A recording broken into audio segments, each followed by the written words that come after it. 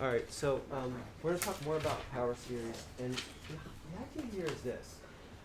Power series are great if you know what function they represent. Otherwise, all you know is that it converges, but you have no idea what it converges to, like what the power series is representing. And unless you know what it represents, it's really not all that helpful. Okay. So today, what we're really going to try to do, the best of our ability, is build up a few functions based on the power series that we do know. I think the power series that we know best is the geometric series, right? So we're going to try to adapt that to introduce ourselves to a few more functions. So, hey, we've seen this before, right? 1 over 1 minus x is equal to this, and we can represent that in sigma notation like that. Is that okay? I'm going to use that as a jumping off point, I think. Okay. So,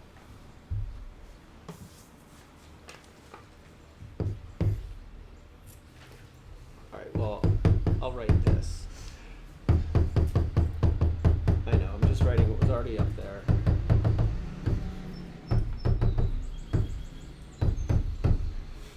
All right, that's great. So what we know is that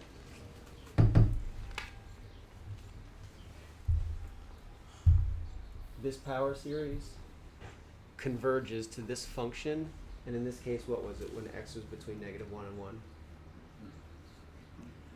So it would be great if when we saw other power series, if we could tell what functions they converge to. So I'm going to switch it around. I'm going to work a little backward. I'm going to say this. Hey, what if I had that function?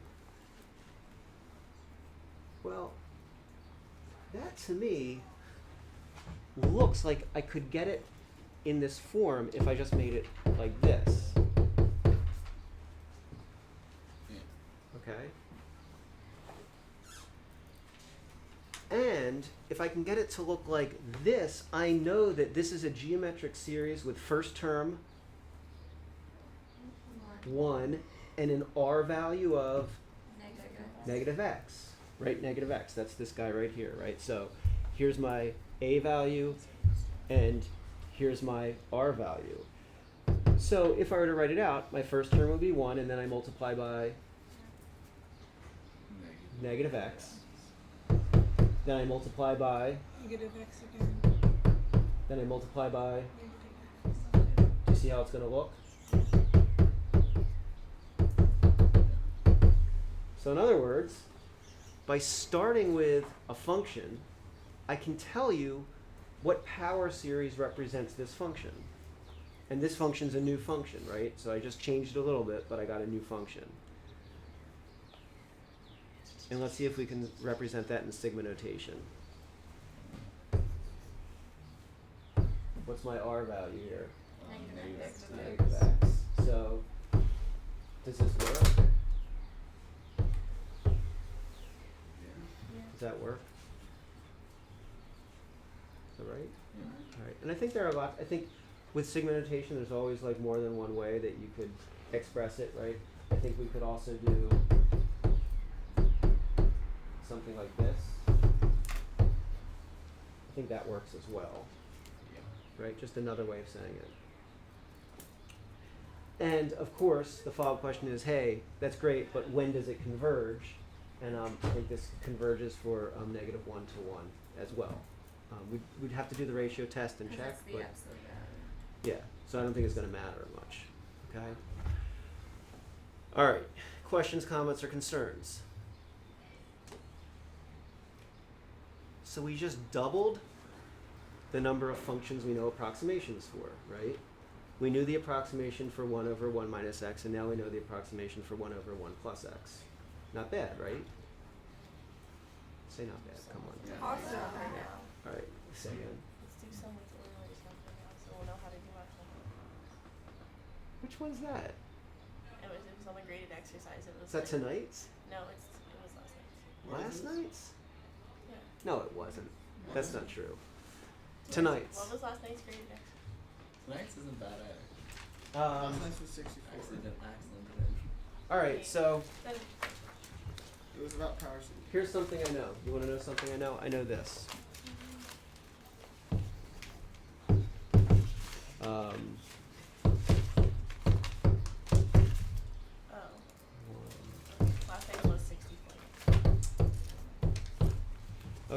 So I know this, Yeah.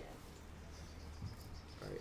And I know this from the activity we did a couple weeks ago.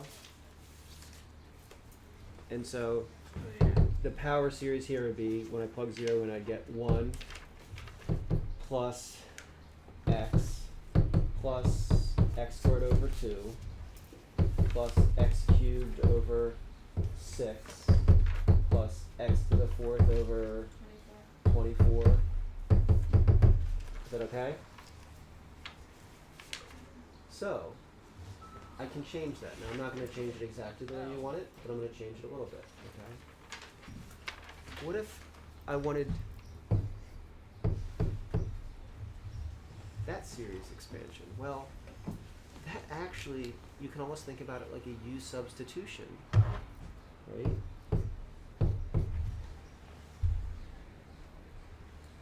So if I have e to the x, the series looks like 1 plus x squared over 2 plus x cubed over 6. If I have e to the x squared, that's going to look like 1 plus X squared. x squared plus, X to the 4th over 4. and I'm going to leave it as x squared squared, but you're absolutely right, it's x to the 4th over 2 plus, X to the 6th over 6. So x to the 2n over. Alright, hold on, I'm not ready for that yet. That was going to be my next question. You are ahead of me. Sorry. No, it's good. It's good to be. Alright, so I'm going to pause there. So do you see how I've taken a series that I know, and actually this expansion for e to the x is so important you're going to have to memorize it. Okay? Not right now, in a couple days. If you want to memorize it now, that's fine. I think there are 4 that I'm going to have you memorize. This expansion for 1 over 1 minus x, so important you need to memorize it. Okay? But I can take something that I know and change it a little bit to get a whole new function. And that's awesome, right? So now, if I want to approximate e to the x squared, no problem. I have a power series that approximates it. Right, I'm ready. You said we could put this in sigma notation as, what is it? X to the 2n over n factorial. So in each case, I'm plugging in, again, here it's x to the n. Down here it's going to be x squared to the n, or x to the 2n. How we doing, all right? Maybe? I don't know. I'll let you think. And while you think, I'm going to copy something.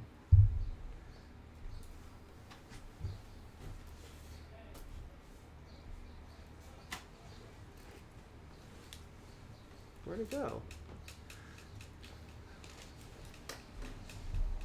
Oh, there it is. Okay. All right, questions, comments, or concerns? Thumbs up, William? All right. Yvette? Okay. All right. I thought it was, isn't it somewhere here? There it is. Oh, okay, so I'm going to take this function. Hey, would you agree that, would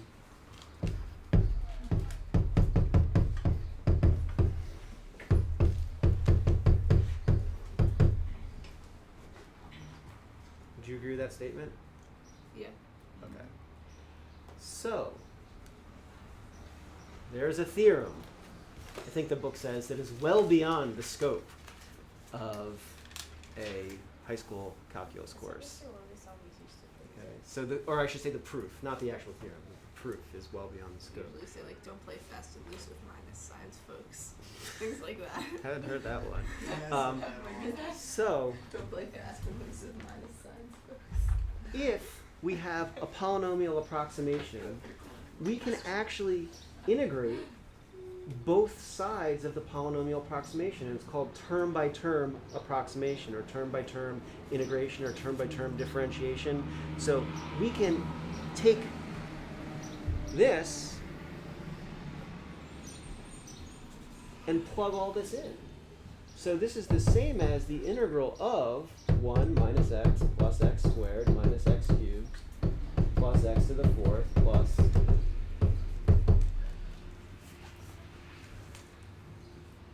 And if I want to take the integral of 1 over 1 plus x, I know what it can be represented as a power series, so I can just integrate each term of the power series. Okay, what's the integral of 1? X. One One minus What is it? minus one half x squared. Okay, so x squared over 2 plus 1/3 x cubed over 3 minus x to the 4th over 4 plus x to the 5th over 5. Oh wow. So now I have a new power series. I have a power series approximation for the ln of 1 plus x function. I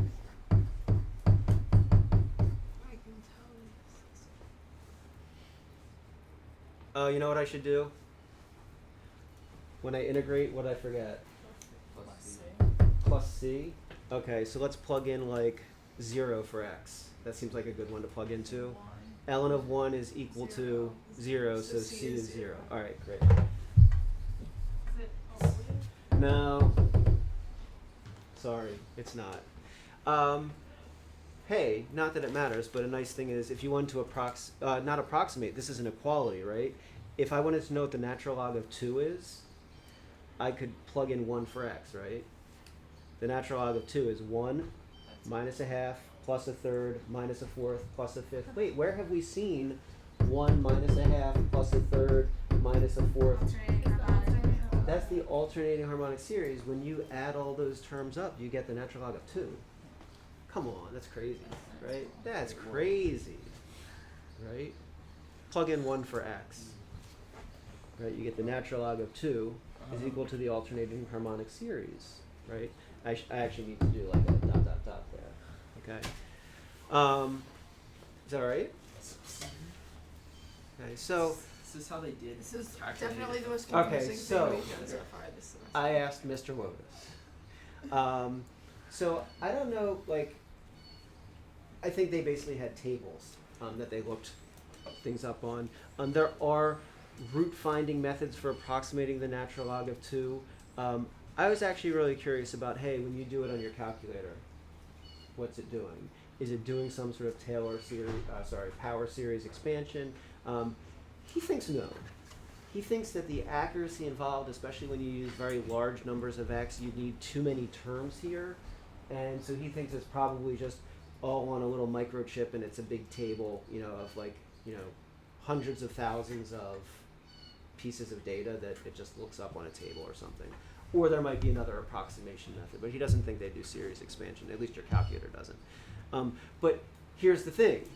Back in the day, right, if you wanted to, now we, I should say this too. This is important. So when I mess with the series like this, the interval of convergence doesn't change. Okay, so this series has an interval of convergence still -1 to 1, which means when I take the integral of both sides, the interval of convergence still works for when x is -1 to 1. Okay? So if I tried to plug in something that was greater than 1, like 2 or 3 or 4, this may or may not work, and it probably doesn't work. Okay? And not only that, but the interval of convergence stays the same, but the endpoints may or may not stay the same. The endpoints are very dangerous. Don't make any assumptions about endpoints. Okay? All right. Wait, Okay. that's true for all of them or Being- just Wait, could you element say of that X? again, sorry? Yeah. So when I play around with a power series expansion by like alternating a little bit, the interval of convergence stays the same. Okay. But the endpoints may or may not stay the same. So if you have an interval of convergence from so for example, the interval of convergence for this geometric series was -1 to 1, not including the endpoints, right? Yes. This interval of convergence, when I plug 1 in, it converges to the natural log of 2. So the endpoints may change the convergence or divergence of endpoint behavior, might be different, but the interval of convergence is not. And maybe I should try to summarize. Even if you had like 3 over 1 plus x. So 3 And we over altered 1 it plus that way. 3 over 1 plus x is first term 3, Yeah. right? So you're now not just messing with the r term. You're messing with the first term. But let me take that so back. 1 over 1 So- plus 1 half x. Okay, so let me take that back. So, okay, take it all back. Can I get the bird out of the air conditioner? That would be awesome. Is it in the air conditioner? I can't believe Okay. you guys are so anti-bird. I think it's kind of peaceful. Yeah, I like the bird. Is it stuck in the air conditioner? No. It probably hasn't yet. Okay, so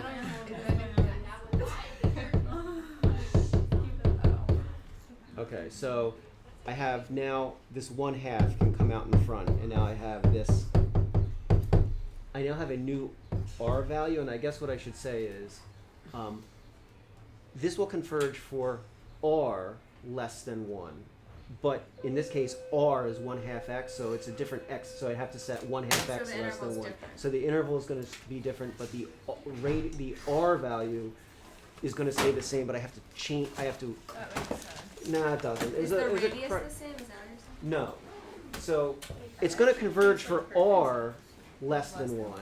But my r, I've changed now is 1/2 x, so it's going to converge for when 1/2 x is less than 1, or in this case, X is less than 2 or right? So it's still your R term. It's still like the So, same relationship like- with the R term. Right, but it's not like, so it's not a strict like the x's behave exactly the same. So I don't know. We're spending 2 nights, so we'll re-summarize tomorrow. There was like one more. I think there's a couple things in your book too that say it well. Probably better than I ended on. It's doing so well too. All right, stay in trouble, be good and kind. Thank you, Mr. Ryan. You're welcome. Hey Lex.